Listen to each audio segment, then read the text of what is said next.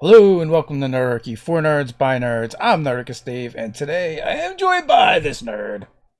Nerdarchist Ted, how are you doing this fine and lovely evening, sir? Son of a, you ninja'd me. I was going to ask you how you were doing I, on this fine evening. I know you tried to do my line last week and I you know know.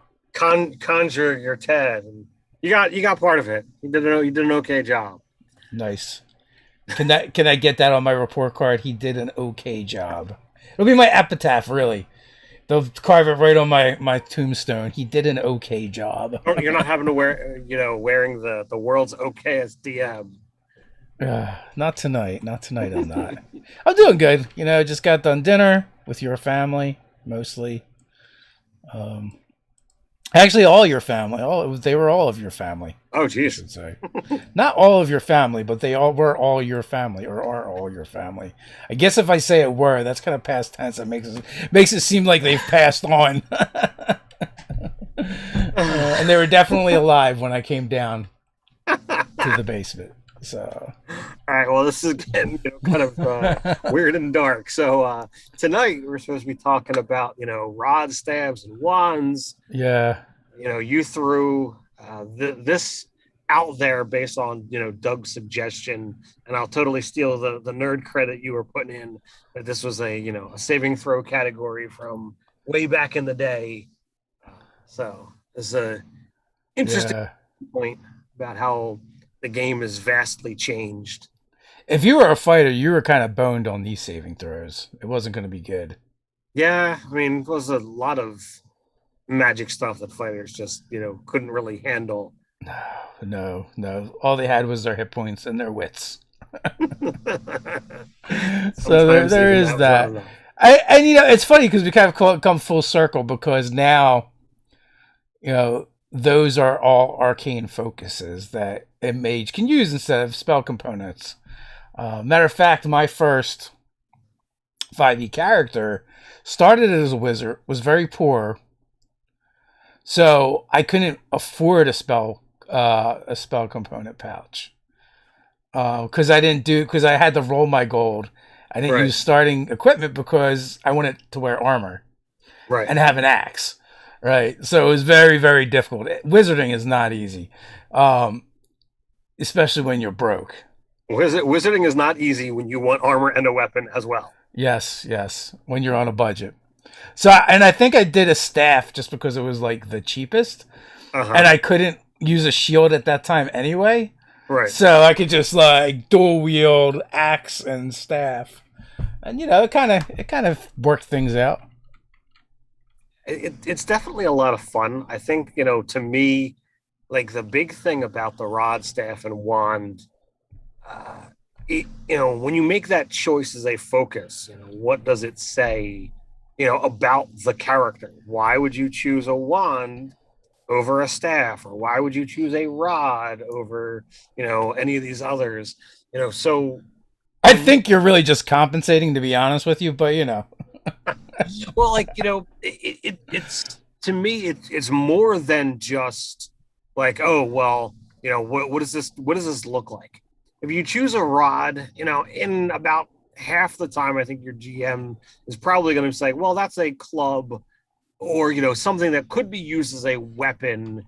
Push comes to shove. Staff absolutely is a weapon. It's it's in both stat blocks. yeah. Um, so if you choose to go with wand, like you are just clearly saying, all right, I am not equipping a weapon while I use the wand, unless like you put the wand in one hand and a weapon in the other, and now I can do both. That So seems very gamey too, because the idea of just using the wand also feel like it says something about the character to me, and it says they tend to be more like elegant and graceful. mhm, But then again, like then you also have like Eberron, where you had like wand slingers, right, right? And so instead of and I believe that's like the weapon of choice for that specific kind of like build. And it was straight up like you're a blasty wizard type, but also trying to like capture that like gunslinger feel. right. So to me, like, I don't want to just make that choice without really thinking about it. There are some wizards that I feel, yes, the wand is absolutely apropos. For some, I say, yes, this is a rod type wizard. For some, and I think most, they're going to fall into the staff category. Because I think you're going to find more staves as a magical focus than anything else.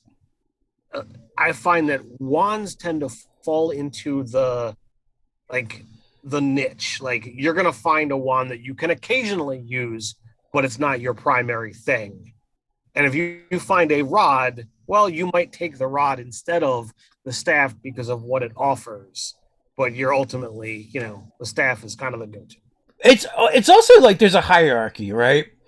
Like rods and staffs are definitely more powerful than wands in the game, right? And also like you also have crystals and orbs, but we don't have a lot of those that are magic focuses. Like I Right. think we did get some with Tasha's, but it kind of took a while. And like a wand is going to be like, okay, here's a spell in it. You can spend charges and fire that off. Staves usually, or not staves, but rods usually have a bit of utility to them.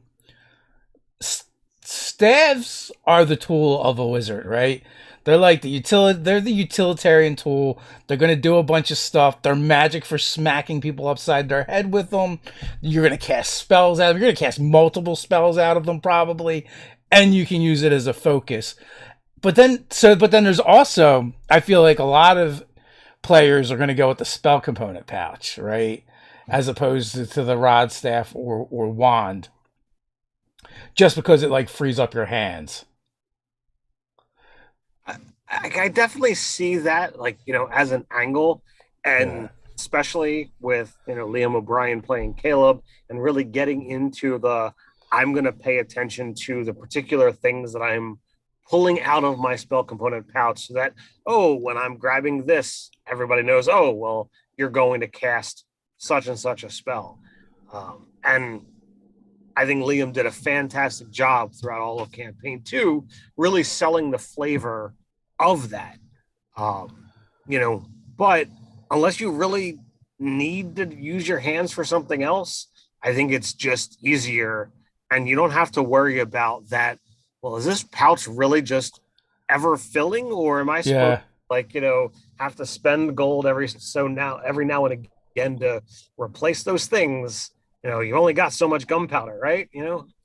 Also, arcane focuses replace the pouch, right? Yes. So in essence, you don't need all of the variety if you have a staff, a wand, or a rod, or an orb, right? Do you think those casters look down on the spell component pouch casters? I think it might go the other way. Like, that those with the pouch who know how to manipulate and use the item might be, Yeah, look, why are you taking the lazy way out? you're lazy. It's like, you take a thing to do the extra work that, is supplied. So I mean, you could play it from both sides. Or the implement wielder is like you just don't have enough brute oomph with your magic to just make it happen. You need a grasshopper leg and have to grossly eat it, where I just will the magic through my rod or my staff or whatever. And I I definitely do like with even though we're talking about staves, rods, and wands, I do like that with Tasha's we did get books as focuses as well. I definitely dig the book as a focus. I know that's off the topic It chart. is.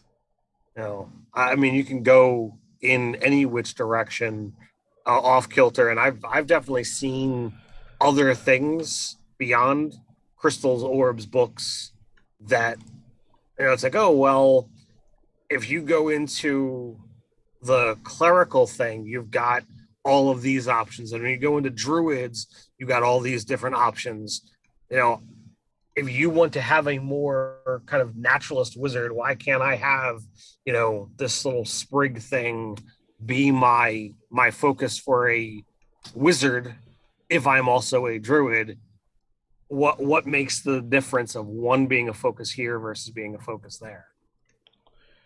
So I think so far, I think most of my casters have used pouches, but like I said, the first one used the staff until they got a shield, and then they had to go to the pouch, and then they went to the pouch. And then I had a gnome illusionist that did use the orb, except for my orb was a fishbowl because my familiar was a quipper. Why? So you're carrying around the fishbowl that was an orb, and you're Yes. so like unless you encountered a water thing, like your familiar was basically useless. No, it was a boon companion. Come on. Could talk with them, consult. Actually, it did come up that we had to do like a sewer adventure. It ended up being a sewer adventure, so I absolutely got to use my quipper. Okay, all right. He didn't appreciate that, but so there's also like some like I was curious, like you know, right off the top of my head when I was thinking about this topic, I'm like, there's definitely some famous. I knew there was at least a famous wand and rod. I wasn't so sure about the staff. I had to think a little bit harder on that one, without going to like staff of power, staff of the magic. I mean, something really kind of like unique. Um, because you got the wand of Orcus, which sometimes he just lets it out in the world to mess with everybody. To be like, this is just going to cause chaos and destruction everywhere it goes. I'll come get it later. You Yeah, know, pretty much. and then also, but from earlier editions, we had the Ruby Rod of Asmodeus, which was like a lesser version that if you got a hold of it, you could use. Um, but then there was like the one that he actually used, and if you gave your permission to use it, you could like wield its like full potential. But also, I think if you ended up with his Ruby Rod and did not have permission, you just took damage. And also like you could use it to attack with, but it didn't do like weapon damage. Did inflict critical wounds when it would hit, which was like I think that was like 5d8 back in the day. Yeah, if you look at the some of the earlier edition magic items, some of them things were pretty devastating, and when you couple that with those, shall we say it, not as nice rule sets, Yeah. it could definitely be some dangerous times. Well, that's the real difference. Like 5d8 damage for a medium level cleric is like nothing, or wizard is nothing, right? Like, that's a cantrip. Um, Essentially. yeah, but back then, like it was a lot. Like you said, the rules were a lot less forgiving, so that was a lot of damage. So I'll throw out Doug's comment. Pro tip: orchestra composers make awesome models for wand wielders, as they're used to waving Yeah, the yeah. baton. Definitely. Bard should definitely be able to use a wand as their focus, but I don't think it's on their list. I think it's instruments for them. Yeah, they generally get instruments. I am, to be fair, I'm all about anything that's listed as a focus across the board. Yeah, I say anyone can use it as a focus, and like sometimes I've made magic items where like, oh, this is something that you don't normally have, but you put it here. Heck, I mean, I've even got a shrunken head in the current game that is a focus, that one of the players has been using for a while.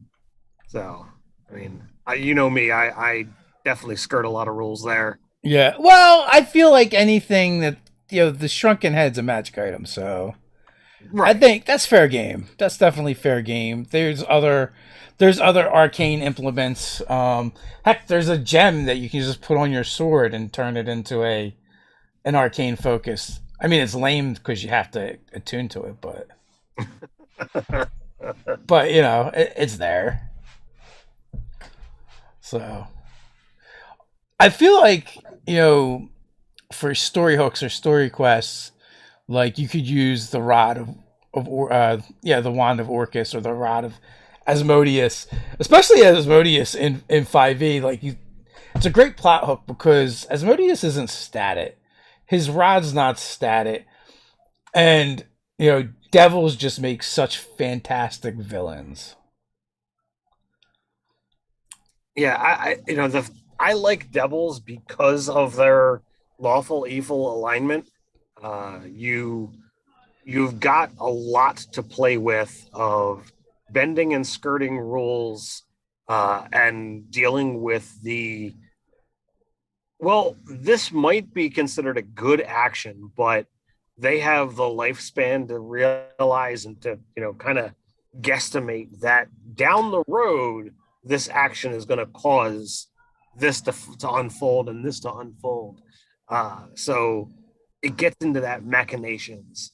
And I think that that's definitely a lot of fun. And anytime devils are involved, I, as the player, am definitely like, all right, I should be worried. Yeah, I think that's accurate. Well, also like with the wand of Orcus or the ruby rod, it makes me think of like there's a certain villain archetype that I think is a lot of fun, and I've used in the past, and Ari Salvatore does it really well with the Crystal Shard, Krishnaban, and I think his name is Kessel. I Is the Something along those lines.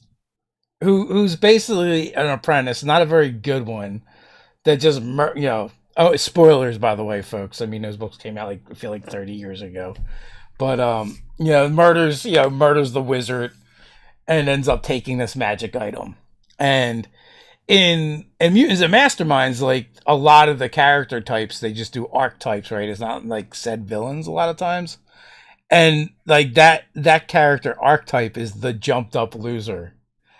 And then it's like someone who is kind of a scrub and probably would never amount to much, but they somehow get bestowed like this amazing power on them. And I feel like you can kind of do that with the wand of Orcus or the ruby rod or something similar to those, and give it to because also like once the players kind of get to like you kind of like spring it on them and they they have this like epiphany, this aha moment, like wait a minute, this is the big bad, and but like they're also wrapped in all of this power as well, but but they make fun villains because they're kind of like mentally weak. So like it gives what they can be like very powerful because of the magic and the power at their disposal, but by giving them almost like an Achilles heel of being like mentally weak or being really vain or something along those lines, or having self being self conscious or lacking self confidence. It gives something for your players to exploit that isn't really necessarily a game mechanic. I think for some campaigns, having a fault, something that can be exploited, especially if you've got a game where like the villain is going to have that kind of reoccurrence, scenario. And I kind of looked at the um, the Zoltan in the game that we played. Hmm. He was overconfident, was always assured of himself. It wound up being a game where like it was a supremely intelligent character because it was set up to kind of be a counterpoint to you guys. Uh, Because number one, it was a like a set number of sessions game. We had 12 sessions to tell that story, so it was far more guided. And you guys were, as a whole, not a very intelligent group. You didn't really have an intelligent character. There wasn't an artificer or a wizard in the party. Your character, our talents lied elsewhere. your character was a skill monkey, and you were very good at a lot of things. But stat wise, there was no one that was brilliant. So I felt that was a good counterpoint of a villain to kind of play around with. we we had run like I had run for you guys a Blood Hunter game. Like we decided like we wanted Yeah. to check out the Blood Hunter, and I totally like leaned into that villain where it was like it was like they set up this to have this encounter with you guys because they wanted to get revenge on you, but like when you guys like finally figure out how it was, he was always like a background character that Mhm. was insignificant. Like you like he was in the slave pen with the other slaves when you one of you freed them, or or some or like part of a cult. And when you guys broke up the cult, and he was just released with the rest of the people that got freed, and like for each of you, there was kind of like a story like that. Right. Yeah, so I, I enjoyed that particular one shot. You know, while I do while I do remember those aspects, the biggest takeaway for me was don't muck with your speed because I spent the majority of the combat chasing Ty around. yeah, yeah. It Because was in addition to that, like we also there was also a plant in the group. yeah, that was because we won a cleric, right? Yeah, you guys need a cleric. Just you didn't want that cleric, maybe so much. Spoilers, for that game that was out 4 years ago or what have you. Yeah, it's on the channel somewhere, So if probably. you wanna, you wanna watch a Blood Hunter game with Dave running and Ty, Nate, Ryan, and myself. I don't think no, I don't think it was Nate. No, I think that was Art Wood. was it? Okay. Yeah, and each one of you played the alchemist I remember I was the or the one. mutagen or mutant, whatever it was. Yeah, I was the one that I just took all of these weird concoctions and got myself down to you know ridiculous abilities. So we mentioned, a powerful wand, a powerful rod, but also for staves, there's also the black staff of the Masked Lords of Waterdeep, and that's the I only mean, like one that I could think of that was like kind of iconic. well, I mean that from a character standpoint, yes, but I mean you've got the staff of the Archmage. You've got I mean it's not as super powerful, but it's definitely hits way above its weight class. The staff of the Woodlands. Yeah, It's like the best thing that you can get for a as, druid. and it's only a rare item.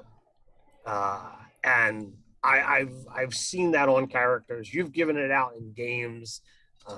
Heck, it was actually wound up being like a quest item for us because like we found it, and then it's like we none of us can use this. We got to find somebody that might that would actually consider it worthwhile because it's so powerful. And then just the supreme versatility of staves that have all of these spells in it.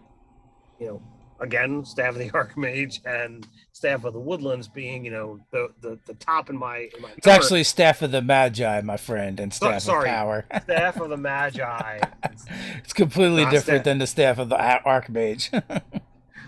My apologies. But like they've got so many great spells in it that you can be like, oh well, I know that I can just call on this X number of times a day, or what have you, saving things for clutch moments, or hey, you know what, my GM is being really stingy. You can't find 1,000 gold piece agate.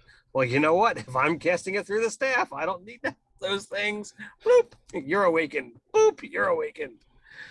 So you can have a lot of fun with it. Yeah, we found a staff of power just before the final fight of Curse of Strahd, which was pretty nice. Anything fun happen there? Nah, he just got hit with a lot of lightning bolts from it. Well, it depends what you call fun. Like, I died again. I heard that story. But potentially you're coming back with a dark gift. Yeah, we all got dark gifts, and anyone that died was going to be brought back if they accepted the dark gift.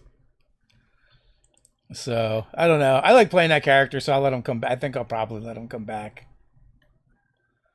Um, which I tend to like to let them die and stay dead.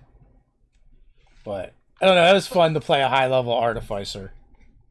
I think it is, like in the early days, as you're well aware, we've shared some of the embarrassing stories on the channel about my reactions to character death and what have you.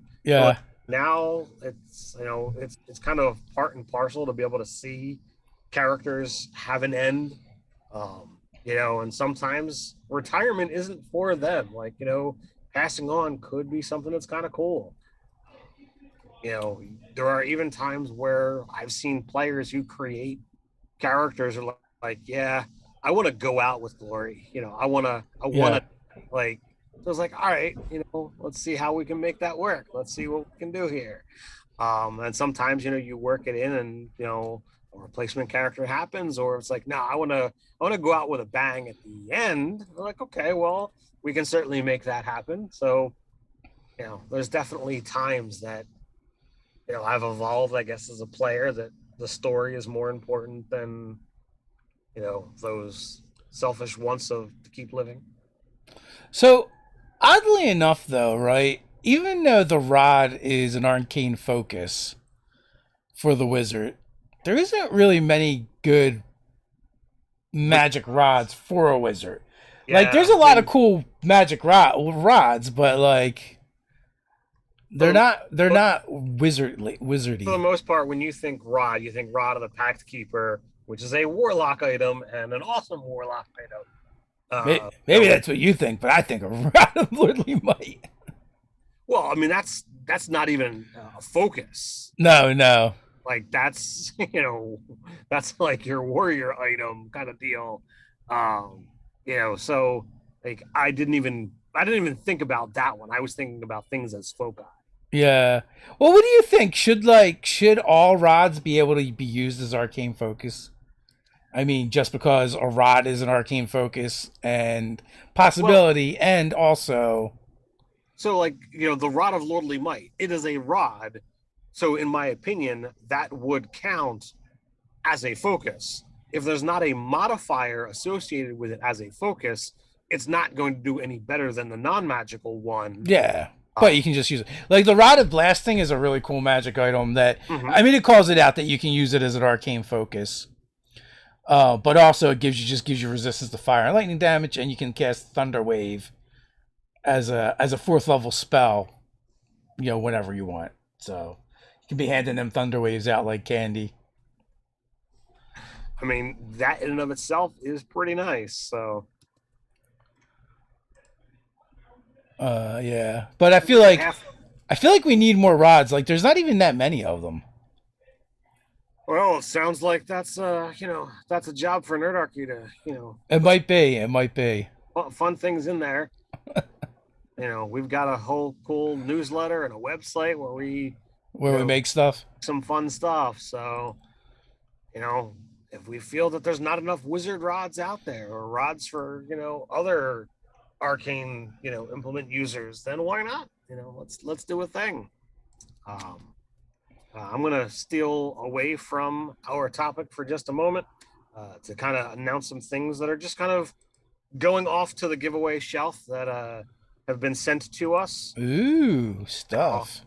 I don't know, what size pockets uh, Kobold Press thinks people have, but they've got the pocket edition of Tome of Beasts 2 Uh and Deep Magic. oh, Um, it's for those of you that like to wear trench coats. so we've got these as well as the massive Midgard World Book. This thing is quite hefty, coming in at, over 450 pages, complete with a, fold out map. So these things are going to get tossed onto that shelf and added into the pile to at some point in time be passed along to one or potentially more, depending upon how things are divvied up in the months to come. But we do that monthly giveaway, and we give out loads of free stuff, and there's a lot of stuff sitting here. So It's true. It's yeah, true. I might do a midsummer, not a blowout, but a midsummer, you know, hefty giveaway at some point in time. So I'm gonna think between now and then. But both your and my birthday happens to be in August, so that It's might true. that And, might be time. So our and my dad's, and my daughter's, and our buddy Mark. yes, but your dad, your daughter, and your daughter's godfather. Most people on the channel don't know them, so I don't know. I think there's a bunch of them that may remember Mark if they're old timers. They've been around with the channel for a while. They've seen Mark appear in videos and in games. yes, yeah. If you've been around the block for a while, if you watched my Curse of Narcitus game, he was a player in that. Uh, he is the proud owner of my first or Nerdarchy's first fifth edition kill, uh, brought about by an orc, a failed medicine check. Hey man, don't you try and pin that on all Nerdarchy. That was all you. Hey man, I just blame the dice. I just happen to be guiding the story at the time. To me, it's far more, you know, Ryan, who did not equip a medicine kit to a character sheet, and Mark for rolling a natural one on a failed death save That'll after teach him. the first time. That's it's nothing to do with me. I didn't touch those things. Yeah. So Nerdator Doug says I didn't think rods are spellcasting foci generally. That's not what the player's handbook says, or the basic rules. But also, also me and Ted are big Dresden File fans, so like in Dresden Files, it's a little bit different. Like a lot of the spellcasting are done through implements Mm-hmm. to make it easier to manipulate the arcane energies.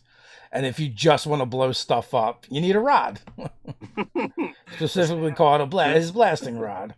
You got the staff for the finer work, and when you want to blow stuff up, as you said, the blasting rod. So, Yeah.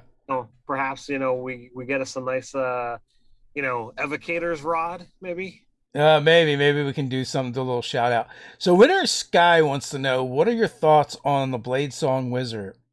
So the Blade Singer Wizard, we have a video in the works. We're gonna shoot it at some point, maybe this week, maybe in the future. But I don't know when it'll actually find its way up. I promise you, I plan to eviscerate the Blade Singer Wizard. Because Uh, while they can be fun, like Gishes are fun to play, but in my opinion, they're never really as good as wizards that do wizard things. it really depends upon what tier of play you're talking. You know, because low game, you're talking about having somebody who wants to use a weapon with next to no hit points, next to no good armor class, and they want to charge into battle. Not recommended.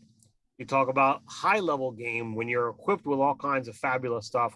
I've seen a blade singer hit like a 22, or like having a possessing a 22 armor class, and really rocking stuff out in a high level games.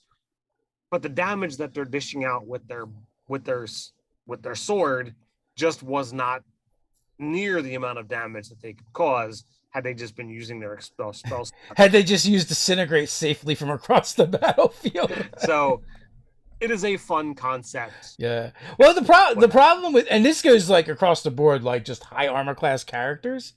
It's like when you do get hit, it was probably a nat 20, and then like you're just taking so much damage, and if you don't have warrior hit points at that point, it's just bad. That's been my experience anyway. It can be severely problematic, and you know as Dave says, it's a problem for any Gish character, regardless of where you talk about it. Only certain classes are meant to go up into melee, and if you're not one of them, you know, accept your fate as you will. True enough. So, what are your thoughts? What are your thoughts on rod, staff, and wand. Do you have a preference between the three? So I mean, I for the most part, I think if you're a wizard, you probably want a staff. That's my kind of go to because it is a weapon. It can be used one handed. It can be used two handed. Uh, if you've got nothing else going on, and for some ridiculous reason, you're drawing an attack of opportunity as something is fleeing you, you can two hand that some bitch and whack them, and there's nothing, no one to stop you. So you can get the extra damage. Like the rod, I think is gonna, at best fall into the improvised weapon as maybe a D4 kind of deal because it's not officially a club, but maybe it could be.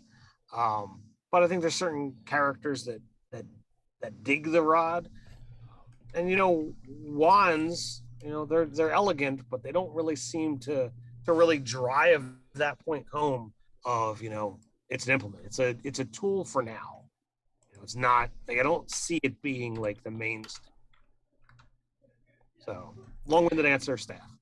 Yeah, the rod. So the rod does feel kind of like authoritarian, um, compared to the other ones, right? Like, I mean, like I think if you're playing a noble and you're a wizard, like you use the rod, especially if you're like a hoity-toity kind of noble.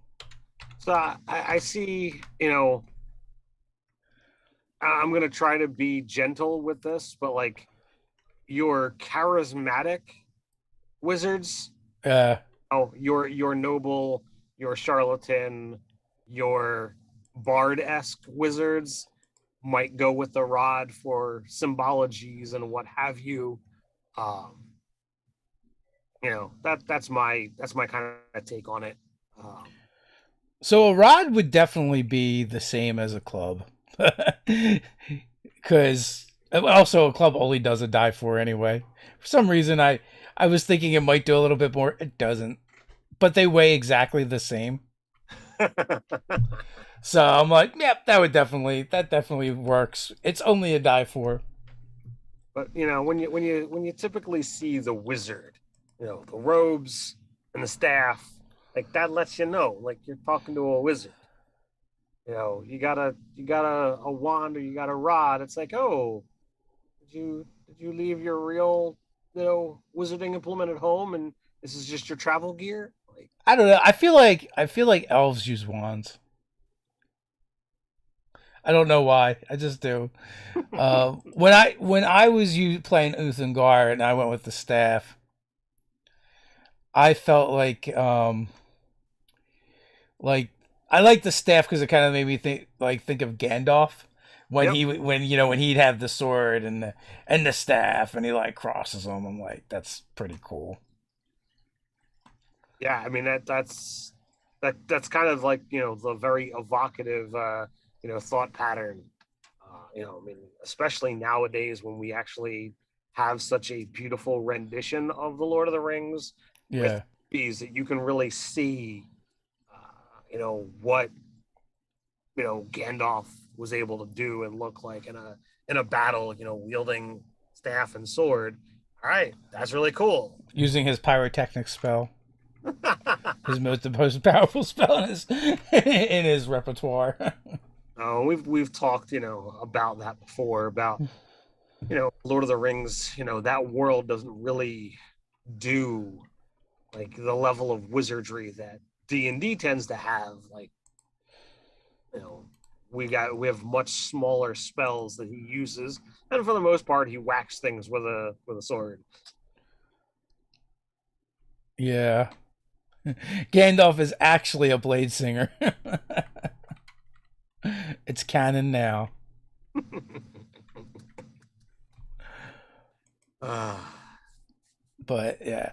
So well, that might be another area for us. Maybe we should look at making some rods that are magical arcane focuses, as well as wands, because honestly, none of them feel like they're cool. Like getting a wand of fireballs or something like that is kind of cool, but I think you need something that's got a little utility to it, right? Something that can do a little bit more.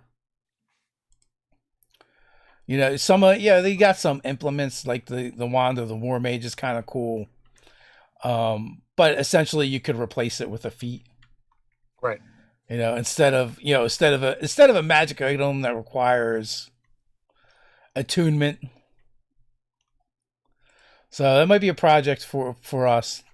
Sure. Some rods and some wands. I mean, staves are covered. Something with a little more flair. Although there is a wand Yeah. of conducting. Definitely can get involved in that project. Those of you guys out there who know, I enjoy making magic items, and sometimes you give me a direction, I can just. Brian Smith says rods can be immovable though, so there's that. There So there is that, but I feel like you need several of them at that point I to make it really work. Now, I will say I think it was the Dark Lantern series in Ebron, and there was like I guess he was a Dark Lantern. I don't know what class he was or even what race at this point. I don't remember. But he used the rod, immovable rod, in a fight. Like he used it to trip them, like make them bash their shin, pin their foot to a wall. Like you do all these cool moves and like end it with like either engaging or disengaging the rod. But I also feel like that's not how they really work. uh, well, I mean, it's really going to come down to how nice is your GM. What? Well, in a novel, you don't really have to worry about True. action economy. Yeah, that's true. But should you get one or more rods, what kind of things can you wind up doing? I do think a pair is the perfect option because Mm. you So you can totally make a ladder. use this to climb. Um, you can use them as a pair of weapons to smack and what have you. We've all heard the tale about punching somebody and holding the rod and then stopping it, you know, right where you land, so like they can't move forward, or God forbid, Yeah. you impale them with it and then stop the rod from moving. So they really can't go forward. They have to unimpale themselves. So all kinds of ridiculous things can be done. Yeah. So technically, it's like an action to activate them and Okay. deactivate them. So it would keep you from doing all the cool things that was done in that novel. But hey, that's why novels are fun. Fighter with action surge. Could turn it on and off. Then their turn is done. I'm not so sure that's a great use of action Yeah, surge. But yeah, why not? so we've got her Crabble says, as I mentioned, the DMG states that magical staffs can be used as quarterstaffs. There's some staffs, such as Staff of Thunder and Lightning, which actually make good melee weapons. Yes, the staff. Someone mentioned staff of striking earlier too. Which in the one game that I was playing, my son was playing a turtle monk, and he got a staff of striking. And staff of striking is very nice. It is even better for the monk than it is for the wizard. Indeed, that's one of the things that winds up becoming an interesting crux point with staves, is because they are very very much a monk thing and very much a wizard thing. Uh, so like you know if you have a wizard and a monk in a party, is it evil to put something in there that could be good for both of them Uh, and make them fight over it, or do you carefully word its magical abilities so that it's designed for only one of them? well, back in the day, many of the magic item was put in randomly, and as the DM, you were just like, "Well, here you go, you guys. I put it in. You guys work it out."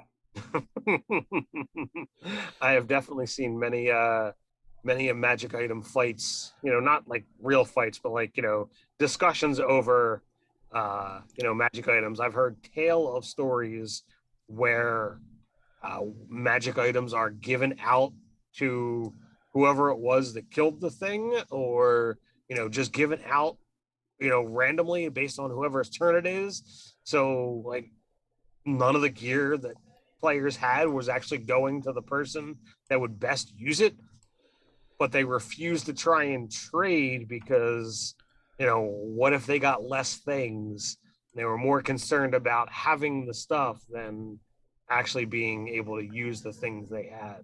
Yeah, I've had some problems in some of my games with that, even more recently, because some players were more concerned about who had what as opposed to like what works best with what character. I mean, I think like our core group has always been pretty good about the way we distribute items. Like, I mean, sometimes like new people at the table take a little bit to kind of like Acclimate. get in line, but then when they realize it's like no, we like our group distributes magic items based on who is it going to be the most useful for, because that makes the party more effective when everyone Right. is using the more effective item. It can be rough, and I will wholeheartedly admit, an element of playing this game, I love finding magic items. I love finding things that seem either to fit my character or that were made for my character. Yeah. Well, that's always the thing that sucks. Like if you come up with like especially in third edition, right? Mm-hmm. And you're like, I want to use this cool exotic weapon, and your DM is like, "That's awesome, but no, you will never get a magic one."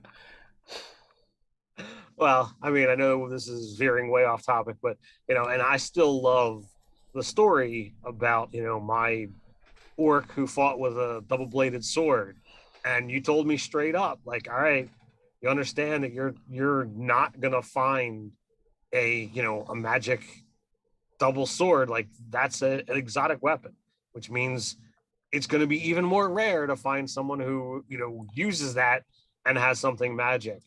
And you put something in the game that wound up sitting on a character sheet for like a long time. I want to say months of us playing weekly before anyone realized what it was and Before you could get it like identified or something. Because identified. yeah, back And in the day, you didn't just know what your magic items were or that things were magic when you found them, and it's yep. like, and I did. I put a double sword in that. I think it was like a brilliant energy weapon, is what they called them. So Yes. so essentially they're like, that just turns any weapon into a lightsaber pretty much. And I'm like, I don't know, you got this cool thing that kind of looks like a candlestick holder. Yeah, it's what it looked like. It was some kind of bizarre candlestick, and like somehow we got the idea that it was magic, but like we didn't really have a wizard in our party. We didn't have any way of dealing with things, so we just kind of held on to it and stuffed it. Initially, we thought it was just, oh, it's made of gold, so we're taking it as loot. Yeah. For our viewers out there, this was around the time that Star Wars Episode One: Phantom Menace had come out, and I, like so many others, was obsessed with Darth Maul. So I, of course, was trying to just you know imitate that awesome character. I failed miserably because my character was nowhere near as badass as Darth Maul. I don't But know, you got cut in half pretty quick. So but Dave, basically acknowledged that, put in an item, and I had to stop myself from drooling when I wound up having such a cool item. So once we identified it, Dave's like, "There you go, you can have it. Shut up now." yeah, and then the game probably ended soon after, because that was just the nature of our games back in the It day. was so true. But you know what? It happened, and it was a thing. So we're down to our last 10 minutes about, rods, stabs, and wands. You got anything that you want, question wise, go ahead and throw that up in the chat. We can, There's, there's a little bit of this discussion going on between Dingus McDonald's and Brian Smith about Ebron and the Wandslinger. Also, like, I don't remember, like, there was some Ebron subclasses that we kind of covered in one of the the books that Keith Baker put out over on the DMs Guild. I don't know if what Wandslinger was one of them or not. Because then he also did another book. Yeah, Explorer's Guide to Eberron. That's it. Called Um, Exploring Eberron. so there's some artificer subclasses. I don't know if one of them was a Wandslinger or not. Looking for Artificers 29. It doesn't just lists the subclasses in the table of contents. Son of a. I did not see any. I'd be really surprised if it's not in there. If not, there's a. I think Keith did another book not that long ago. I imagine Yeah, it would be in that one. Also, I saw some There we go. speculation. Class options are page 214. I saw some speculation that they're going to be the Wizards is going to be doing another revisiting one of the settings they've already done, and they've only really done 3 settings, right? Everything's kind of Forgotten Realms. They've done Eberron, and they've done Ravenloft. So, really, there's only the 3. They just did a Ravenloft book, so I imagine it's not going to be that. So, So maybe we'll get another official Eberron. I don't know. In Artificer, they've got the Forge Adept and Maverick as the class options in here. So it must have been the other book. Well, I'm not even positive it's in there, but Oh, okay. but I can't imagine Exploring Keith not. Eberron. It's a good book. I can't imagine him not doing it because he's talked about the Wandslinger so much. Like Mm, it would only make sense to do it. I mean, I feel like the Artillerist, if you go with the handheld version, captures that a mm. little bit, but Right. not quite enough. Like you need some quick draw McGraw stuff going on. Well, I mean, that's certainly an option. Sadly, it's not anything that we can really pursue because Artificer Eberron. in the SRD. Yeah. Well, I mean, that being said, yeah. Well, we couldn't do an artificer, but we could do something with like wands. Like one of the magic items that used to be really cool in Eberron was like bracers that you could insert wands into, and basically, I think it allowed you to do. I don't know if they've remade that magic item or not. I I think if have I have not seen that one in fifth edition. But I think the cool thing to do with it in fifth edition is basically allowing you to attune to more than one wand for one slot. Like that, I think right. that would be the move. So you attune to it, and it can hold X number of wands, Yeah, and the X would be variable based on the rarity. Uh, yeah, that probably work. I mean, obviously at least 2, but right. maybe up to 3. Maybe it's one arm brace. So like then you look at like you would say you're considered to be holding the wand for being able to use it Yeah, either to expend charges or use it as its focus without the actual need to literally be holding it. So yeah, and I guess like sidebar to that would be like you can only actually use one of them at a time. correct. Like if you had a Wand of the War Mage in there, you couldn't also use the bonuses from it to use like the other wand that maybe is a ranged spell attack. Right. But yeah, if that's not a thing that already has been remade, that's definitely something to consider. I always thought that was kind of cool. And then you could do the cool like Iron Man or um, some of the other superhero type characters. Also, I was noticing too. You're a monster. You're wearing DC and Marvel at the same time. Yes, I am. You actually I I've did. got I Doctor noticed when you were Strange talking on. before, and I meant to say something about it, Yeah. and I got sidetracked, as I do. I'm I'm evil. I like both. It's really cold in my basement, and I chose. I'm like, well, I'm gonna be sitting here for a little more than an hour. So you know what? I'm gonna be warm, and if anyone's got a complaint, they can complain all they want. Uh, but my man jacket happens to be my standard, rather than going and grabbing just a sweatshirt. And someone in the chat said wand sheath. That's definitely what it is. The question is, D&D Beyond, don't fail me. Yeah, they do have them. Um,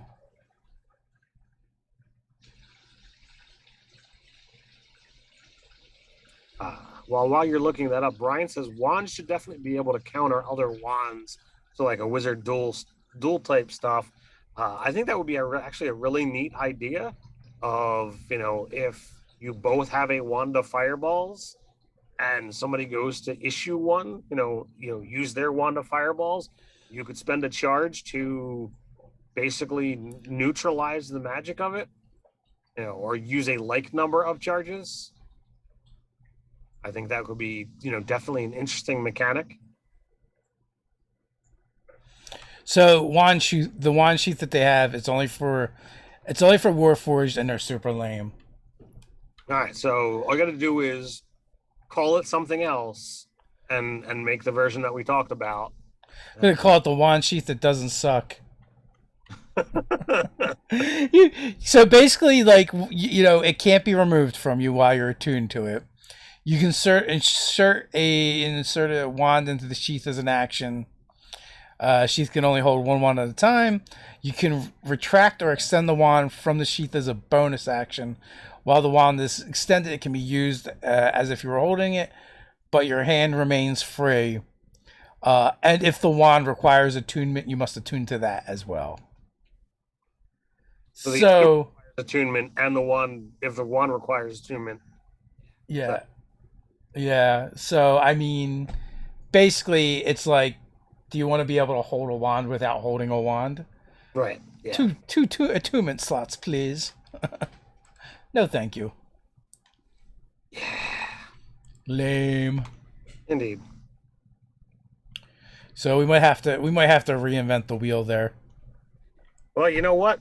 I'm all about, going in that opposite direction. And, with subclasses, we tend to kind of pull the reins back and kind of go underpowered. But with magic items, I think, sometimes it's okay to kind of push the boundaries when we make these things, because They're easier to fix. yes, it's a lot easier to be like, all right, well, we're going to modify this item on the fly, as opposed to modifying a whole class feature that, could totally change, what somebody saw as the vision for their character.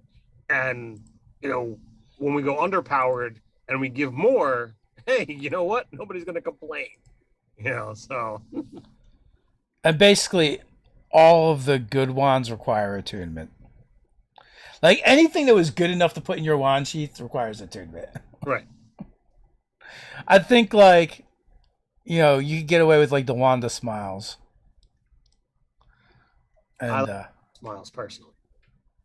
well, that's true. That might be a bad example. It is, the wand of smiles, as proven by Critical Role, was pretty powerful to spread joy to people that did not want to be joyful. Even if they don't want.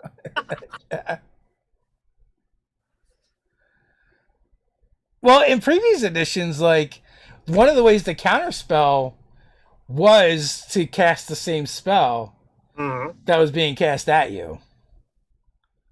Like, so, like you'd have to like be able to you'd have to do like an Arcana check to see if you knew what they're casting, and then you could use the same spell. Was counterspell a spell in third edition, or was it just that you could counterspell with certain magic? I really don't remember. My third edition player's handbook is over there, not within reach. Son of a. I'm sorry. It's usually down here for more for research than Yeah. for Andy. Let me reach on the shelf and pull it out. Well, I do have the handy dandy interwebs. It's probably the last thing we do before we head on out. Because now I need to know. Because you have the D20 SRD. So Brian is saying, I would love to get fiddly with weapon speed with Ron's wads and staves in a duel. Wand casts firsts, etc.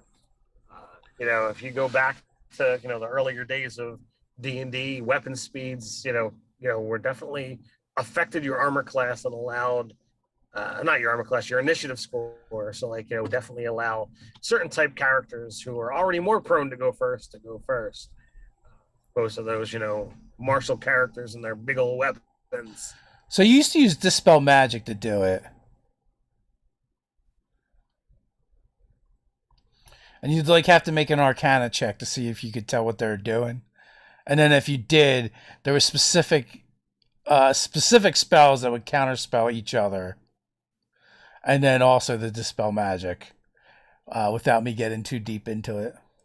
Well, part of me, you know, is interested in kind of refining that process and Although, honestly, the counterspell spell makes counterspelling so easy, and like, yes. and also it's like every combat now is like, are you going to counterspell? Are you going to counterspell? Because we've got like 4 counterspells going.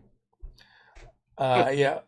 Well, I will say that that counterspelling can be a very interesting dynamic, and I won't say much more than this. If you have not caught up on Critical Role, spoilers, the finale, there is some counterspelling fun going on. I will tell you that. So I know in our Curse of Strahd battle. Fan, and you like counterspell, make sure you check that out. In our Curse of Strahd battle, someone went to heal themselves, and El Genio's like, counterspell for Strahd, and then someone counterspelled his counterspell. Yeah. The ultimate fun dick move. The fun counter, and then before you know it, everyone's out of reactions. So is how it goes. But anyway, we're just past the hour mark, so you know what that means. It's time for us to skedaddle. But we'll be back tomorrow.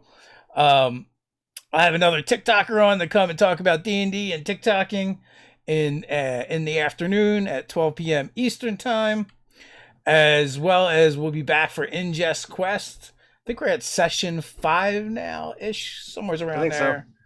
So. We will skip Wednesday because we film on Wednesdays, and then Thursday and Friday we will be back with guests during the day. So with that, until next time, stay nerdy. Stay nerdy.